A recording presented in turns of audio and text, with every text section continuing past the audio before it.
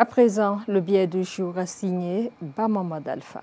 On nous a toujours appris ceci, à bon mentir de celui qui vient de loin. On nous a longtemps promis mots et merveilles à l'avènement du CNRD au pouvoir. Mais on a compris qu'une main ne peut cacher le soleil qui brille. Finalement, la junte militaire au pouvoir en Guinée fait ses aveux d'impuissance à travers un édito de la direction de la communication et de l'information de la présidence de la République. Au lieu de faire un mea culpa pas à la face du monde et dire la vérité au peuple, on préfère déplacer le problème ailleurs pour une fois encore faire de la diversion. Par rapport au brouillage des ondes des médias, on nous a d'abord fait comprendre que le pays faisait face à une menace d'insécurité nationale, avant que le Premier ministre, chef du gouvernement, nous apprenne le 2 mai dernier, à l'occasion d'une rencontre avec les responsables des associations et patrons de presse,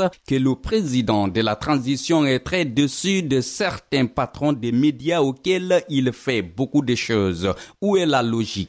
Pendant que le peuple de Guinée s'attendait à la publication des résultats de l'enquête sur l'explosion du dépôt principal des hydrocarbures de Kaloum qui a fait une vingtaine de morts et des dégâts matériels importants, et de surcroît le phénomène d'incendie prend de l'ampleur à travers le pays, surtout dans la capitale Conakry, la DCI parle à travers un édito d'action de sabotage visant à créer un climat de chaos. Ce qui revient à dire qu'aucune enquête n'est en cours pour faire la lumière sur ce drame survenu dans la nuit du 18 décembre 2023 à Koronti, un quartier populaire du centre administratif de Kaloum. D'ailleurs, les victimes de ce drame peinent toujours à bénéficier de l'assistance effective des autorités. Les différentes manifestations des concernés et leurs cris de cœur en font foi. Même si le chef du gouvernement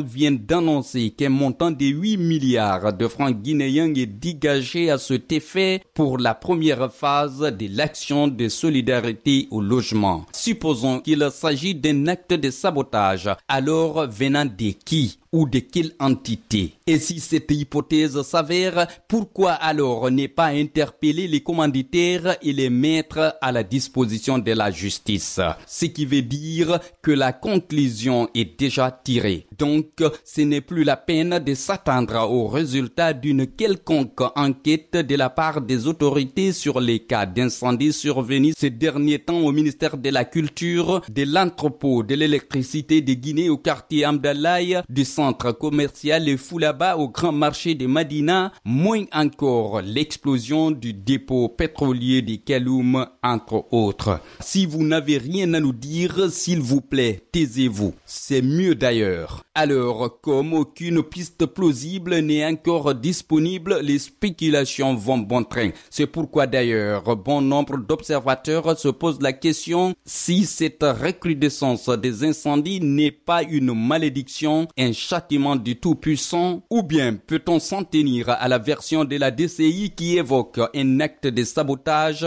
Ce qui reste clair, le peuple de Guinée a compris de quoi vous êtes capable après 2 ans et demi de gouvernance. C'était notre billet du jour à signer Bamamad Alpha. Une réunion